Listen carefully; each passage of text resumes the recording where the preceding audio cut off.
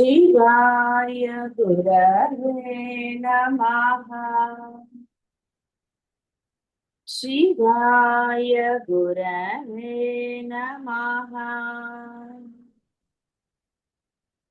शिवाय गुरवे नमः।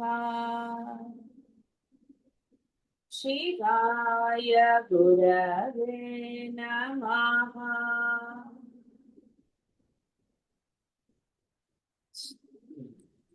కేవల అన్నప్పుడు ఆ మోక్షాన్ని ఇచ్చేది అమ్మ మాత్రమే, అంటే పరబ్రహ్మం మాత్రమే ఆ మోక్షాన్ని ఇవ్వగలుగుతాడు.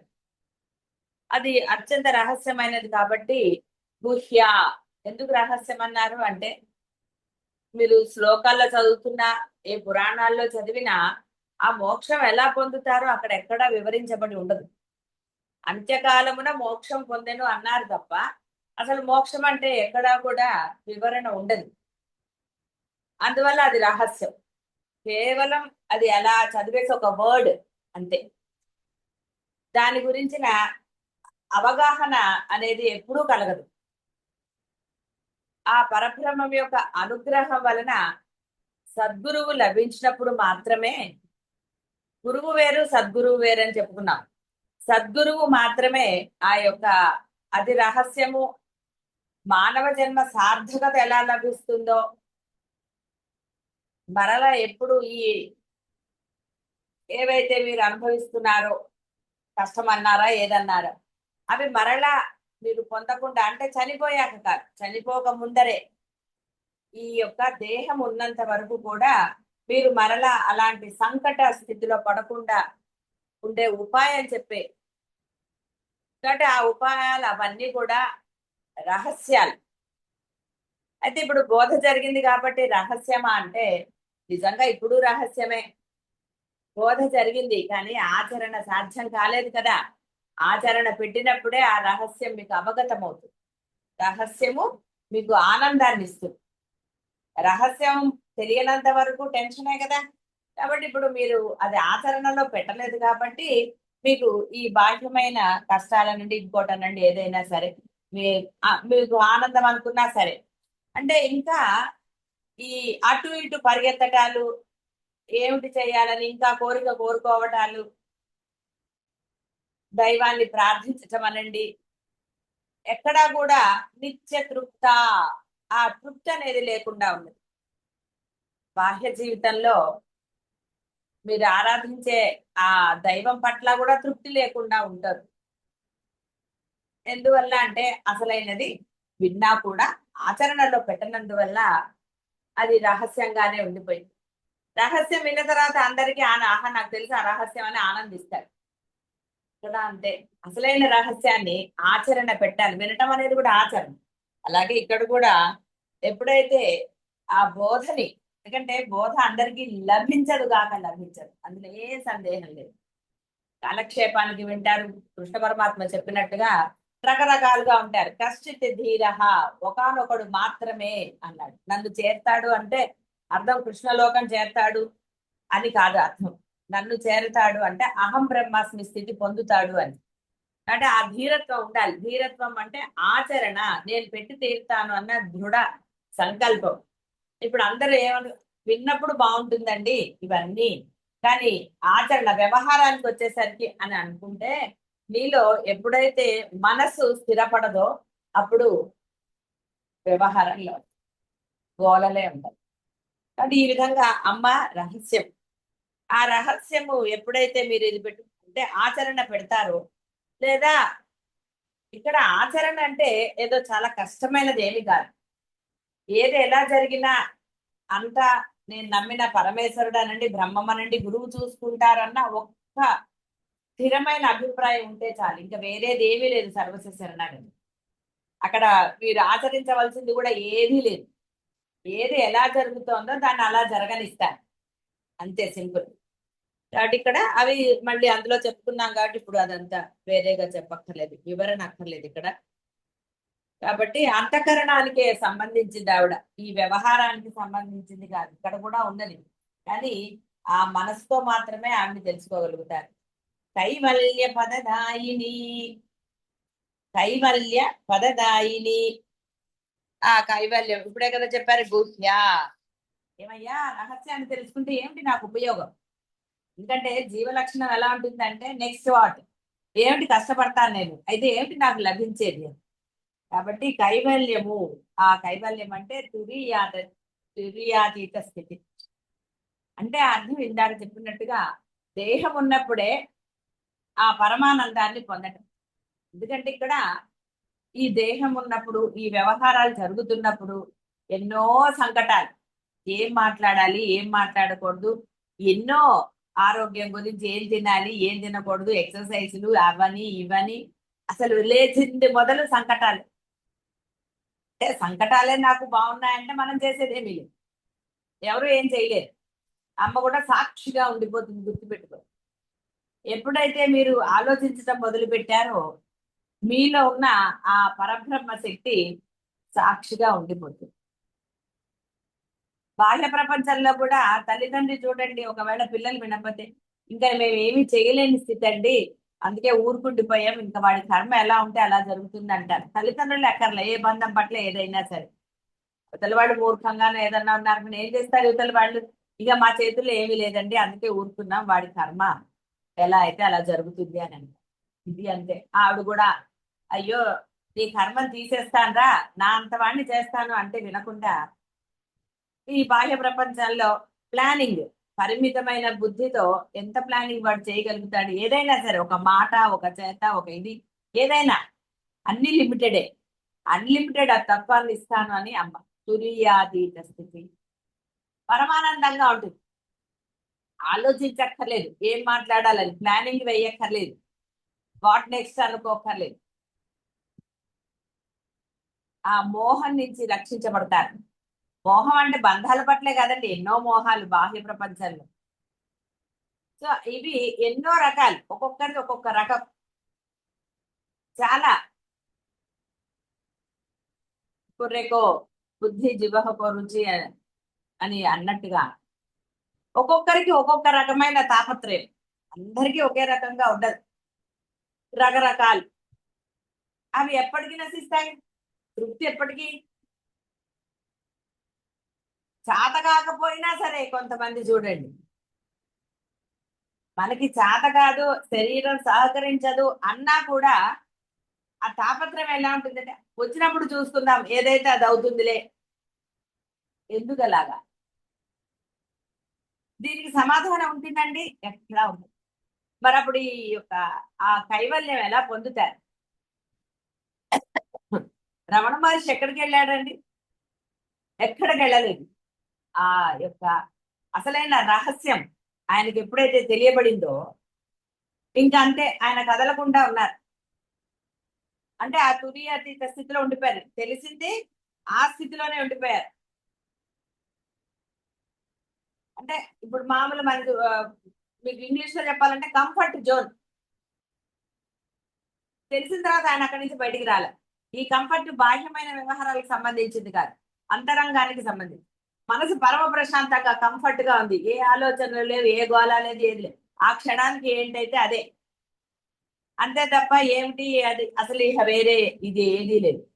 అంటే ఒకటి చూడాలని కానీ, ఒకటి వినాలని కానీ, ఒకటికి ఇది చేయాలని కానీ, ఇంకోటి అసలు ఏదీ లేదు. అదే తురియాతీత స్థితి. అది శరీరం ఉన్నప్పుడు పొందాలి, పోయాక మీరు పొందేది ఏంటండి? పోయాక మీరు అంటూ ఉంటారు ఈ దేహమే లేదు. ఇప్పుడు మీరు పెట్టుకున్న వ్యవహారానికి పడిన మీ ఐడెంటిటీ ఏదైనా ఉందా? ఏది లేదు. ఇంట్లో ఫోటో కూడా, ఇప్పుడు పూర్వకాలం అయితే ఫోటోలు ఉండేవి, పోయిన వాడి ఫోటో పెట్టి దండన్న వేసేవారు ఏదైనా. ఇప్పుడు ఫోటోలు కూడా లేవు. ఏదో ఆ 10 రోజులు కొంతమందికి ఉంటే ఆ 10 రోజులు పెడతారు, ఆ తర్వాత ఎక్కడ ఉంటుందో తెలియదు, తీసేస్తారు. రకరకాలుగా చెప్పేవాళ్ళు వచ్చారు, చనిపోయిన వాళ్ళ ఫోటోలు ఇక్కడ పెట్టకూడదు, అక్కడ పెట్టకూడదు, ఇలా పెట్టారు, నా గోళలు. ఇక వీడికి ఉన్నవాడికి భయం, పోయినవాడు పోయాడని వాడి ఫోటో తీసాడు, కనీసం ఫోటోలు కూడా ఉండవు.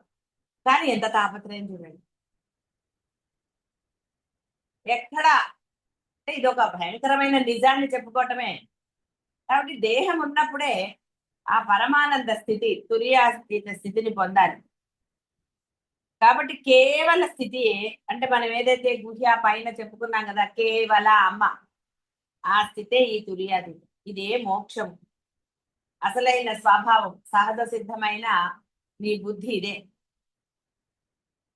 తద్ విష్ణోహో పరమం పదం, మనోవృత్తులు సంపూర్ణముగా శాశ్వతముగా నశించుటయే మోక్షము. తన భక్తజనులకు కైవల్యాన్ని అంటే మోక్షాన్ని ప్రసాదిస్తుంది. అందుకని కైవల్యం అంటే మీరు భక్తులు అవగానే ఇచ్చేస్తుందనా? నీ భక్తి ఏ స్థాయిలో ఉన్నది? నిజంగా అంతా అమ్మే అన్న దృఢ విశ్వాసంతో ఉన్నావా? ఎక్కడా క్రెడిట్ లేస మాత్రంగా కూడా మీరు తీసుకోవడానికి వీల్లేదు. అందుకనే మామూలుగా ఈ గురు పరంపర చూసినా, మీరు పీఠాల్లో చూస్తే కూడా వారి పాద పూజ కన్నా కూడా వాళ్ళ గురువుల యొక్క పాదాలకి పూజ ఉంటుంది. ఎప్పుడు కూడా ఇది తన గొప్పతనం అని ఏ గురువు అండు, మా గురువు గారి గొప్పతనం అంటారు. అంటే గురు పరంపర ఇది నా గురువుది అంటారు, కింద వాళ్ళు మళ్ళీ మా గురువుది అని. అంటే ఎక్కడా కూడా నాది అన్న క్రెడిట్ తీసుకోవడానికి లేదు. నేను వచ్చేసిందంటే ఇంకా నీకు తుర్యాతీత స్థితి ఎలా ఉందండి? లేనే లేదు. అప్పుడు అటు శిష్యుడివి కాదు, ఇటు గురువువి కాదు అయిపోతారు. అందువలన ఎప్పుడైనా సరే, అందుకని పోనీ మీరు ఆరాధించే దైవందైనా ప్రతిదీ కూడా వారికే ఇవ్వాలి. అంతా ఆ దైవ కృప అండి అని. కష్టం వచ్చింది అనుకోండి, ఏమోనండి పరమాత్మ ఎందుకు ఇచ్చాడో పర్వాలేదు, ఆయన ఇచ్చాడు కాబట్టి నేను దీన్ని స్వీకరిస్తున్నాను అన్న.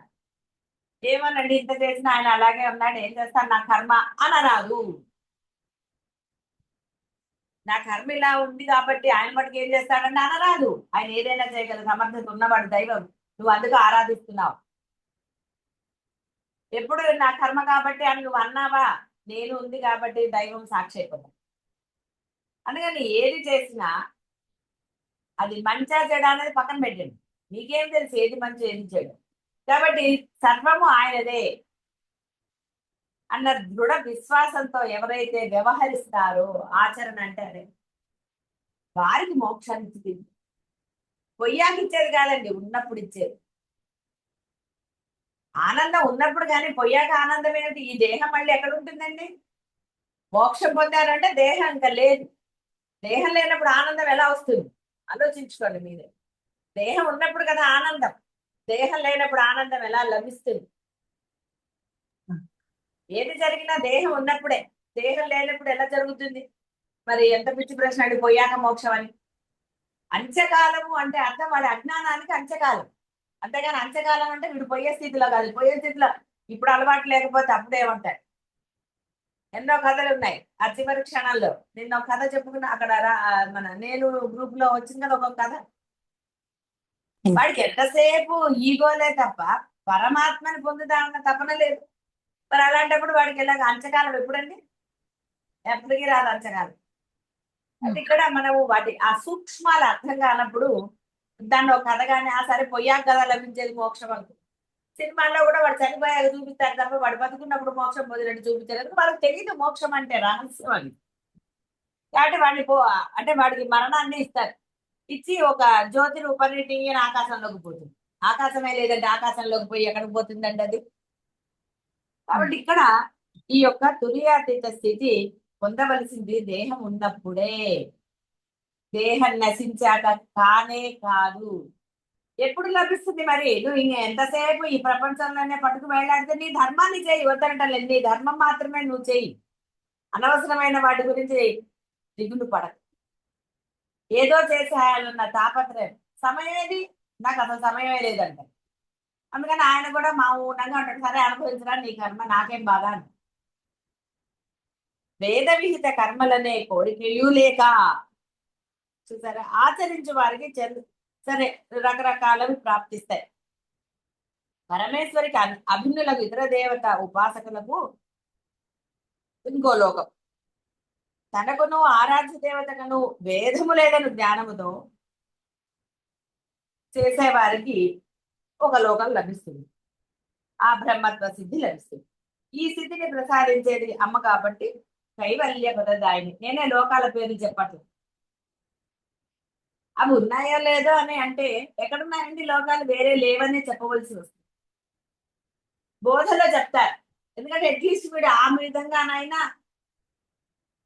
వాడు కొంత సాధన చేసి అంటే దాని మీద ఆశతోనైనా వీడు సాధన చేస్తాడేమో అని చెప్తారు. అసలు అన్ని లేవరా, అన్ని నశించేవా అంటే మళ్ళీ ఏ లోకాల గురించండి?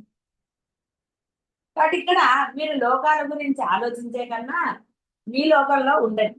ఆ లోకమే బ్రహ్మలోకం అనండి, ఆ బ్రహ్మత్వం అనండి, అహం బ్రహ్మాస్మి, అది పొందడానికి ప్రయత్నించండి. కాబట్టి వేద విహిత కర్మలనే కోరికయు లేక, అందుకని నిన్న మొన్న ఎప్పుడు వచ్చింది కదా, జ్ఞానులకి వేరే ధర్మం అంటూ లేనే లేదు. వాళ్ళు చేసుకుంటూ వెళ్తారు, ఏది ఉందో అది అలా చేసుకుంటూ వెళ్ళిపోతారు.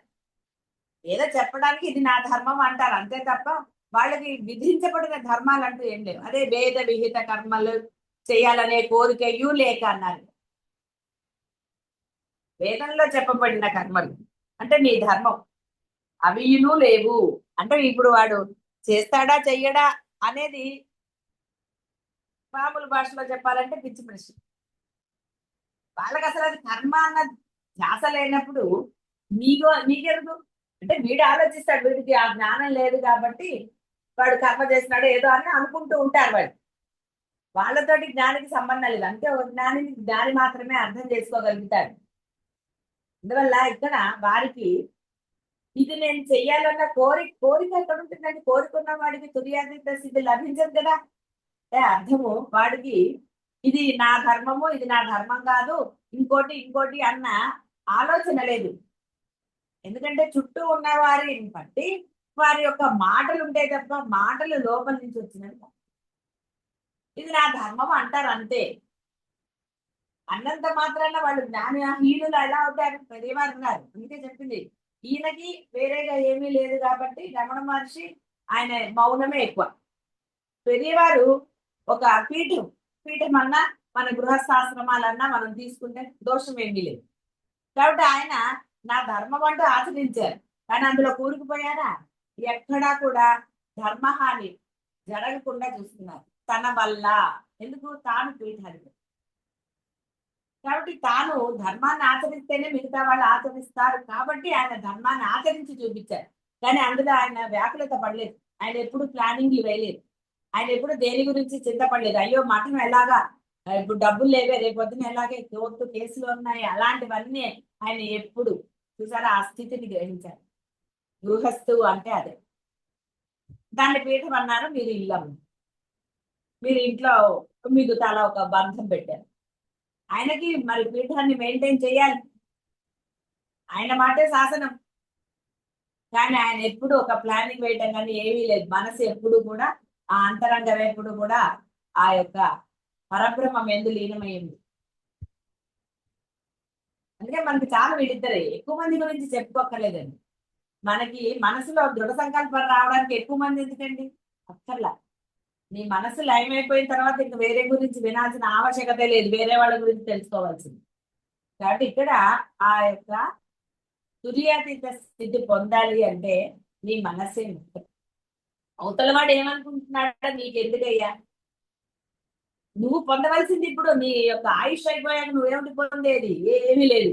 వాడి కోసం వాడు ఇస్తాడా వాడి ఆయుష్? ఏమీ ఇవ్వడు. వాడికి ఆసక్తి ఎందుకు ఉంటుంది? కాబట్టి వాళ్ళ కోసం వీళ్ళ కోసం అంటూ అనవసరంగా మీ జీవితాన్ని వ్యర్థం చేసుకోకండి. చెయ్యొద్దు అనటం లేదండి, ఎంత మేరకు చేయాలో అంత మేరకు చేయండి. ఏది మీ చేత చేయించబడుతుందో దాన్ని చేస్తూ వెళ్ళండి, అంతేగాని తాపత్రయపడి సమయాన్ని వృధా చేసుకోవద్దని. ఆ తుర్యాతీత స్థితిని పొందండి, దానికి ముందు సమయాన్ని కేటాయించుకోండి. తుర్యాతీత స్థితి పొందాక ఆ తర్వాత ఇంకా ఎలా వ్యవహారం చేసినా అవతల వాడు ఏదనుకున్నా మీరు నిశ్చింతగా ఉండగలుగుతారు. ఆ వీవరింగ్ అంటారు కదా, లోపల తాపత్రయాలు ఉండవు. కాబట్టి తనకు ఆరాధించే దైవానికి అంటే ఉన్నది పరబ్రహ్మమే స్థితి, అప్పుడు ఆ యొక్క బ్రహ్మస్థితి కలుగుతుంది. ఉత్తమ గతి ప్రాప్తికి వేద విహిత కర్మలను నచ్చుటయు నిష్కామతయ పరమేశ్వర ఉపాసన జ్ఞాన సాధనములు అవుతాయి. ఉత్తమ గతి ప్రాప్తికి వేద విహిత కర్మలు చేయవలసిందే. అంటే నీకు ఇంకో మంచి జన్మ కావాలి అంటే ఏది ధర్మమో దాన్ని నువ్వు ధర్మంగా అంటే ఇష్టంగా జాగ్రత్తగా ఆచరించాలి. మరి ఆచరించకపోతే ఎట్లా? నాకు ఉత్తమ జన్మ కావాలి అంటే, కాబట్టి అవి అక్కడ ఆచరించాలి. దానికి రూల్స్ అండ్ రెగ్యులేషన్స్ ఉన్నాయి. నీ ఇష్టం వచ్చినట్టు చేయడానికి మొన్నే చెప్తున్నాం కదా, వ్రతాల గురించి వాటి గురించి. ఒక క్షేత్ర దర్శనం చేయాలి అంటే ఇలా రకరకాలుగా ఉన్నాయి అవన్నీ. అందుకని వేద విహిత కర్మలు అన్నారు. వేదంలో నిర్దేశించబడింది ఒక నది స్నానం ఎలా చేయాలి. మన ఇష్టం ఉన్నట్టు చేయకూడదు నది స్నానం. కానీ ఒక క్షేత్ర దర్శనం ఎలా చేయాలి, ఒక దేవాలయానికి ఎలా వెళ్ళాలి, ఇలా వేదంలో అన్ని చెప్పబడ్డాయి. అలా చేస్తే ఉత్తమ గతి. నిష్కామతయ పరమేశ్వరి ఉపాసన. నిష్కామతయ, కామం లేకుండా, కోరిక లేకుండా అమ్మ ఉపాసన. అమ్మ ఎందు భక్తి కలిగి ఉండాలి. అంతే, అన్ని అమ్మే. అక్కడ వేరే అమ్మ నువ్వే కావాలని అనక్కర్లా. ఇక్కడ అన్ని అమ్మ అయినప్పుడు అదే కదా. నిష్కామతయ పరమేశ్వరు ఉపాసన. ఇవే జ్ఞానానికి సాధనలు. అంటే ఇది చేయటం వల్ల ఉత్తమ గతి. అంటే ఆ తర్వాత అయినా ఇప్పుడు అహింకారం ఒక వేటగాడు అన్నాడు అనలేదు, వాడు తర్వాత జన్మలో ఆ జ్ఞానాన్ని పొందుతాడు. సాలోక్య సామీప్య సారూప్య సాయుధ్యాలు 4 ఉపాసన కర్మఫల ప్రాప్తము కూడా ఈ యొక్క పదములు అని చెప్పారు. అంటే ఎందుకు అలా సాలోక్య సామీప్య వీటికి కూడా చాలా అర్థాలు ఉన్నాయి. చాలా ఎలాబొరేటెడ్ గా చెప్పుకోవచ్చు. కానీ సరే, ఇప్పుడు మీకు అదంతా అవసరం లేదు. ఎవరు ఆ మార్గంలోకి వచ్చారో వాళ్ళకి చెప్పవచ్చు. కాబట్టి ఇక్కడ ఇవన్నీ కూడా మార్గాలు. బోధ ఎలా ఉంటుందంటే పరమ కరుణ, పరబ్రహ్మము కరుణ అపారమైనది. కాబట్టి ఒకటేసారి బ్రహ్మము ఇది అంట నాకు చెప్తూ, ఒరే ఇవి కూడా ఇలా పొందవచ్చురా సులభముగా. పిల్లలకి ఒకటేసారి పెద్ద ముద్దలు పెడతారండి, వాడి పొట్ట చిన్న చిన్న ముద్దలు పెడతారు. బతిమాల అలా చేసి కొంచెం కొంచెంగా పెడతారు. పెద్దగా అయ్యాక కొంచెం పెద్ద ముద్ద, తర్వాత వాడి ఇష్టం. అలాగే వేదము కూడా ఒకటేసారి భయపెట్టదు. ఇలా ఉంటాయిరా. నువ్వు కనుక ఇప్పుడు ఇందాక ఉత్తమ గతి ఇది చెప్పారు కదా, జ్ఞాన సాధనాలని. అమ్మ ఉపాసన ఎలా చేయాలో చెప్పింది. భక్తికి అందుకే ఇన్ని రకాలంది. ఇలా వాడి బుద్ధిని అనుసరించి వాడు ఎప్పుడైతే నిష్కామంగా ఆ అమ్మని ప్రార్థన చేస్తా, అంటే తను ఉపాసించే దైవం పట్ల ఉంటాడు, అప్పుడు వాడికి జ్ఞానాన్ని ప్రసాదిస్తుంది.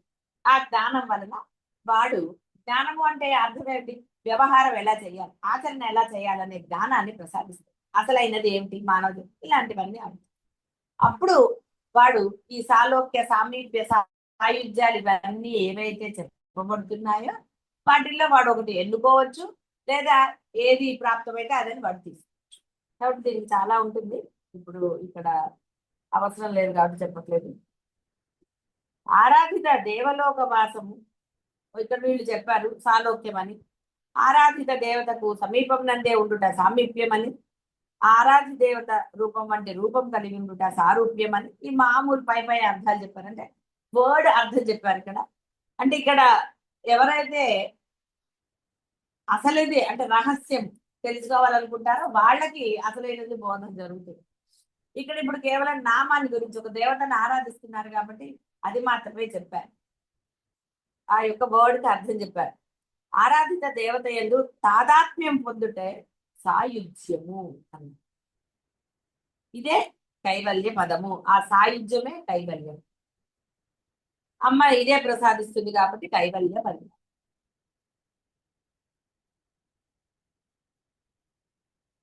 ప్రారబ్ధ అనుభవంన స్థూల దేహమును సత్య పదార్థము తెలుసుకున్నట్టే సూక్ష్మదేహాన్ని సర్వ వాంఛా విముక్తత్వము విముక్తత్వమును కారణదేహములు నాశనము చేస్తారు. అంటే ఒక్కొక్క దానికి ఒక్కొక్కటి. ఎక్కడ ఏది రహస్యంగా ఉంచారా అంటే నిజంగా ఆచరణే రహస్యం. అర్థాలు చక్కగా ఉన్నాయి, అరటిపండు వచ్చినట్టుగా. ప్రారంభ అనుభవమున స్థూల దేహాన్ని నశింపజేసుకోవచ్చు. అంటే ఇది నాకు వచ్చింది అని ఆ దైవానుగ్రహంతో కనుక నువ్వు అనుభవించేస్తే నీ ప్రారంభం నశిస్తుంది. ఇక్కడ జ్ఞానం లేదండి, కేవలం దైవం మీద ఒక విశ్వాసం అంతే. సత్య పదార్థంను తెలుసుకున్నట్టే సూక్ష్మదేహాన్ని. కాబట్టి లోపల ఒక దేహం ఉన్నది, అంతకన్నానంటే మనస్సు. కరెక్ట్ గా అర్థం అనంటే మనస్సు. సత్యము తెలిసి ఉన్నది పరబ్రహ్మమే, నేనంటూ లేను అని ఎప్పుడైతే తెలిసిందో ఈ సూక్ష్మదేహం నశిస్తుంది. అంటే మనసు నశించింది. మనసు నశిస్తే గోళలు లేవు. మనసు ఉండబట్టి కదండి ఈ గోళలన్నీ. కాబట్టి మనసు నశిస్తుంది. సర్వ వాంఛా విముక్తత్వమున కారణం. ఎప్పుడైతే నీకు సత్యం తెలిసిందో ఇంకా కోరికలు ఎక్కడి నుంచి వచ్చాయండి? ఇంకా అనవసరం, అన్ని నశించేవే బాహ్యంలో. నువ్వు ఎంత తాపత్రయపడ్డా, ఎంత ఏది చేసినా నీకెంతో అంతే. 10 రకాలు వండుకుంటారండి, ఎంత తినగలుగుతున్నావు? నీ పొట్టెంతో అంతే. అందుకే అంటారు నీ దోశలు ఎంతో అంత నీరే తెచ్చుకోగలవు. సముద్రం దగ్గరికి వెళ్తే మటుకు పోనీ బకెటే పట్టుకెళ్ళావు, నువ్వు మొయ్యలేందైతే నువ్వు ఎంత మోయగలవో అంత మాత్రమే, అంతే తప్ప దానికి మించి. కాబట్టి నీ కర్మానుసారమే నువ్వు ఏదైనా పొందుతావు. నువ్వు కోట్లు పొందినా నువ్వు తినేదెంత, నువ్వు చేసేదెంత, ఎన్ని ధరిస్తావు, ఎన్ని చేస్తావు, అన్ని పరిమితే. నువ్వు నీ యొక్క శ్రమని ఏదైనా చేసి అన్ని సంపాదించావు, కోట్లే అనుకోండి, అంటే సంపాదన ఈజీగా అర్థమవుతుందని సంపాదన చెప్తారు ఎప్పుడు కూడా. కానీ నువ్వు దానివల్ల పొందేది ఎంతండి? తృప్తి లభించిందా నువ్వు సంపాదించిన దానికి? ఎప్పుడు భయమే, అది ఏమైపోతుంది నా తర్వాత. ఇప్పుడు సరే, ఇక అవన్నీ చెప్పక్కర్లేదు అనుకోండి, మీ అందరికి అనుభవాలు. కాబట్టి ఇక్కడ ఈ యొక్క స్థూల సూక్ష్మ కారణ దేహాలు నశింపు చెప్పారు. శరీరత్రయమే కైవల్యము, సారీ త్రయ నాశనమే, క్షమ్యతం. ఆ నాశనం ఇవి జరిగితేనే అసలైన కైవల్య మోక్షము. దేహం ఉన్నా అంతే, అంటే ఆ నేనుతో వ్యవహారం. నేనుతో వ్యవహారం ఉన్న అన్ని రోజులు మీకు సూక్ష్మం తెలిసింది అనడానికే లేదు. ఏది సత్యం తెలిసిందని. సత్యం తెలిసినా వ్యవహారం లేదు కాబట్టి మనస్సుంది కాబట్టి కారణం. సర్వ వాంఛ, అన్ని వాంఛలు ఉంటాయి. ఎప్పుడైనా నాకు ఎక్కువ లేవండి, ఇది ఒక్కటే చాలు, ఆ ఒక్కటి నిన్ను అధోగతి చేయడం. ఒక్క కోరిక చాలండి. అది ఏదైనా సరే, మీరు దైవానికి సంబంధించిన కోరిక అన్నా సరే. అందుకని చివరిలో అంటారు దైవాన్ని పొందాలనే కోరిక, మోక్షం పొందాలనే కోరిక కూడా ఉండరాదు. నువ్వు మోక్షంలోనే ఉండి మళ్ళీ మోక్షం కావాలంటే ఎట్లా? ఇంట్లో ఉండాలంటే ఎలా కుదురుతుంది? ఇంట్లోనే ఉన్నావు కదా. కాబట్టి నువ్వు మోక్ష స్థితిలోనే ఉన్నావు. అసలైన స్థితి మోక్ష స్థితి ఆల్రెడీ నువ్వు పొందిందే. కాబట్టి ఆ కోరిక కూడా ఉండరాదు. కేవలం ఉన్నావా అంటే ఎస్ అంతే, అవతల వాడి కోసం ఉన్నావా అంటే ఉన్నావు అంతే తప్ప విడిగా ప్రత్యేకంగా ఏమీ లేదు. అందుకని ఇక్కడ సర్వ వాంఛా విముక్తత్వం, పొందాలన్న కోరిక కూడా లేదు. అందుకనే దైవంతో అభేదం అన్నారు. నేను దేనికోసం ఎవరిని పూజించాలి? నాకు ఏమీ అక్కర్లేదు. ఏది అక్కర్లేనప్పుడు ఎందుకంటే ప్రార్థన. చిన్నపిల్లలు ఎవరినన్నా ప్రార్థన చేశారా? వాడికి ఆకలేస్తే ఏడిస్తే ఇచ్చేశారు, వాడికి పాలో ఏదో వాడు. తర్వాత కదా వాడికి కొంచెం మాటలు వచ్చాక దేవుడికి దండం పెట్టరా అని చెప్పారు. అప్పుడే వాడికి కోరికలు తీర్తాయని చెప్పరా. ఇంకొంచెం పెద్ద అయ్యి వాడు ఏదైనా చేస్తే అలా కాదుగా, దేవుడికి దండం పెడితే నీ కోరికలు తీరుస్తారా అన్నారు. అంతేగాని అప్పుడే చెప్పేశారా? చెప్తే వాడికి అర్థమవుతుందా? ఇవన్నీ. కాబట్టి ఎప్పుడైతే సత్యం తెలిసి, అందుకనే సత్యాన్ని స్థూల దేహం తర్వాత సత్య పదార్థం చెప్పారు. అంటే వీడికి ఇక్కడ ఈ స్థూల ప్రారంభం అనుభవిస్తున్నప్పుడు ఆ ప్రారంభంలోనే సత్యాన్ని తెలిసేటట్టుగా చేస్తారు. మీ అందరికీ ఇలాగే చాలా మంది ఇవన్నీ విన్నని వాళ్ళు ఎవరు ఉండరు. కొన్ని విన్నవాళ్లే ప్రవచనాల రూపంలోనో ఈ శ్మశాన వైరాగ్యాలు కలిగినప్పుడు ఏదో ఒకటి వాడికి తెలుస్తూనే ఉంటుంది సత్య పదార్థం. కానీ వాడు దాన్ని ఆచరణలో పెట్టుకోడు కాబట్టి, శ్రద్ధ లేదు కాబట్టి ఆ యొక్క మనస్సు నశించలేదు. ఎప్పుడైతే మనస్సు నాశనం అవుతుంది. కాబట్టి ఇక్కడ ఈ శరీరత్రయ నాశనమే. దేహం ఉంది, మీరు అట్లా నశించేదేం అంటే మళ్ళీ మరణంగా అనడానికి లేదు. దేహం ఉంది కానీ దాని మీద భ్రాంతి లేదు, దానికోసం తాపత్రయం లేదు. ఆ శరీరాన్ని రక్షించుకోవాలని కానీ, అందంగా కనబడేటట్టు చేయాలని కానీ, ఇంకోటేదో కానీ శరీరం మీద శ్రద్ధ లేదు. ఎస్, ఆహారం మితము హితమైన ఆహారాన్ని తీసుకోండి చాలు, ఇంకేదీ లేదు. దానికి అనవసరమైన ఆర్చ. అంటే ఇప్పుడు రమణ మహర్షి కాబట్టి ఆయన పూర్ణ బ్రహ్మత్వంలో ఉన్నారు కాబట్టి ఈ బాహ్యమైన దాని గురించి గోచి ఒకటి పెడుతున్నారు ఆయన. అలా అందరూ చేయలేకపోవచ్చు, అలానే వాళ్ళకి మనస్సు ఉందని అనుకోకర్లేదు. ఏది జరుగుతుందో దాన్ని అలా జరగనిస్తూ ఉండాలి అంతే. నీకు దాని మీద శ్రద్ధ కానీ ఇంట్రెస్ట్ కానీ ఉన్నాయా లేదా ఒకసారి ఆలోచించు. రమణ మహర్షితో పోల్చుకోకర్లే ప్రతిదీ. ఆయన స్థితి వేరు, నీ స్థితి వేరు. ఆ స్థితికి నువ్వు వెళ్ళాలి అంటే ముందు నీలో సర్వ వాంఛా విముక్తత్వం, ఏదుందో అది ధరించు, ధరించద్దు అన్నట్లా. ఏదుందో అది నువ్వు తినచ్చు, తినకూడదు అన్నట్టు. కాబట్టి ఇక్కడ ఆ తాపత్రయం, ఆ ప్లానింగ్, ఆ గోలలు ఎలాగా ఎలాగా ఎలాగా ఎలాగా చాలా ఉంటాయి కదండి. మాన అవమానాలకు అతీతంగా ఉండాలి. ఇక్కడ నాకు అవమానం జరిగింది కాబట్టి నేను ఇక్కడ ఉండను, ఇంకో దగ్గరికి పారిపోతాను. ఇలా రకరకాలు. ఏది అవమానము, ఏది ఇదండి గౌరవం అండి, ఏది అది మీరు డిసైడ్ అయ్యారు. మరి మీరు డిసైడ్ అయిపోయిన తర్వాత మీరు ఆరాధించే దైవం కానివ్వండి, గురువులు కానివ్వండి, ఇంకోటి కానీ పరబ్రహ్మ వాళ్ళ సాక్షులు కాక ఏమవుతారండి? అయి తీరుతారు. ఇక్కడ అది అంటే ఆ గురువునో ఆ దైవాన్నో ఒప్పుకునేటట్టు చేయటం గొప్పతనం కానే కాదు, వాళ్ళకి వదిలేయటం గొప్పతనం. ఇగో ఇలా జరుగుతుంది అమ్మా అని చెప్పుకోవటంలో దోషం లేదు, కానీ దాని అందే తాపత్రయంతో ఇది చేసుకోవటమే ఆ యొక్క వాంఛలు. కాబట్టి దీని నాశనమే కైవల్యము. ఆత్మభావనతో మనశ్శుద్ధి కలిగి ప్రతీకాదులను ఉత్సవ పూజాదులను నేర్పువారు. ఇదే ఉత్సవ పూజాల మాన అవమానాలే. ప్రతీకాదులను, ప్రతీకారం అవన్నీ ఉన్నాయి కదా. మళ్ళీ అయ్యో వాడు నాకు మంచి చేశాడు, నేను వాడికి మంచి చేయాలి, వీడు చెడ్డ. ఇక్కడ ప్రతీకారం ఎంతసేపు వాడికి ఎగనేషన్ కాదండి అర్థం. వాళ్ళు చేశారు కాబట్టి నేను చెయ్యాలండి, నేను తల్లిని కాబట్టి చెయ్యాలి. అప్పుడు ఏమవుతుందంటే తల్లిని కాబట్టి చేయాలంటే రేపొద్దున నువ్వు నాకేం చేశావు అని అడుగుతారు. అందుకని తల్లిని కాబట్టి ధర్మం అనుకున్నప్పుడు ఆలోచన రాదు. ఇక్కడ తల్లి అంటున్నారంటే సహజంగా వచ్చే మాట కాబట్టి తల్లి అన్నారు. ఏ బంధమైనా అంతే, భార్యాభర్తలైనా అంతే, పిల్లలైనా ఏ బంధమైనా అంతే. అప్పుడు ఈ గోళలు మొదలవుతాయి. కాబట్టి ప్రతీకాదులను ఉత్సవ పూజాదులను ఇక్కడ ఉన్నతంగానే చెప్పారు. ఎందుకంటే గౌరవం వచ్చినప్పుడు అవమానం కూడా ఎక్కడి నుంచో ఉంటుంది. ఫీల్ ఎవరండి? మీరు చేసిన మంచిని వాడు గుర్తించకపోతే ఇక మొదలైంది. ఎంత అవమానం అండి, నేను ఎంత చేశాను, వాడు కనీసం అంటే కృతజ్ఞతగా ఒక మాట కూడా చెప్పలేదని ఎంత ఫీల్ అవుతారు? ఇదే ఉత్సవ పూజ.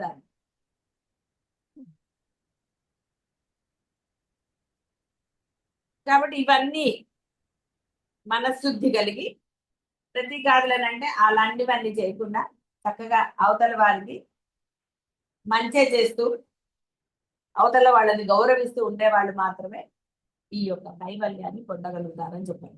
ఆత్మభావనతో అని ముందర వాడు ఇది మర్చిపోరారు. ఆత్మభావన అంటే అక్కడ నేను లేదు, ఎక్కడ నేను అనేదే లేదు. ఎప్పుడైతే నీవు నేను నా గోల అని అన్నావో ఇక మొదలైంది. వారి కోసం ఏమిటండి తాపత్రయం? మీకు ప్రసాదం ఇచ్చారనుకోండి, దాచుకొని వారికి ఇస్తాను అంటే అర్థం ఏంటండి? ఇంకా మీలో ఉందనే కదా. నీకు ఇచ్చింది నువ్వు తీసుకో, ఏమంటారండి? చూసారా ఎక్కడ పోయిందండి ఆ నేను? లోపలేదు. మరి అది నశించకపోతే ఎలా దొరుకుతుంది కైవల్యం? వీళ్ళకి ఇస్తా వాళ్ళకి ఇస్తా అంటే ఎలాగా? అంటే ఈ విధంగా అమ్మ కైవల్యాన్ని ఇచ్చి తీరుతుంది. వాటికే సాలోక్య, సామీప్య, సాయుధ్య అవన్నీ పేర్లు పెట్టారు. ఎన్ని పేర్లు పెట్టినా నీ మానసిక స్థితి ఎలా ఉండాలో చెప్పారు. కాబట్టి నీవు ఆ విధంగా ఉన్నప్పుడు తప్పకుండా ఆ కైవల్యం గురించి నువ్వు కష్టపడక్కర్లేదు. ఎందుకంటే ఉన్న స్థితే కైవల్య స్థితి. మళ్ళీ విడిగా పొందవలసిన ఆవశ్యకత కానీ కోరిక కానీ ఏది. కాబట్టి సర్వవాంఛ అన్నారు. కాబట్టి మీరు ఏ దైవాన్ని ఆరాధిస్తున్నారు, గురువులను నమ్మిన వాళ్ళైనా సరే, ఎవరైనా సరే, సర్వము అని నోటితో అంటే సరిపోదు. గురువే సర్వస్వం అన్న, దైవమే సర్వస్వం అన్న కేవలము వాచాభేదాంతులుగా ఉండరాదు. అది ఆచరణలో చూపించగలగాలి. అప్పుడు ఈ యొక్క తుల్యాతీత స్థితి అనేది ఎక్కడి నుంచో లేదు, మీలోనే ఉంది. కాబట్టి మీరు అందులో స్థిరంగా ఉండాలి. శుభం భూయాలి.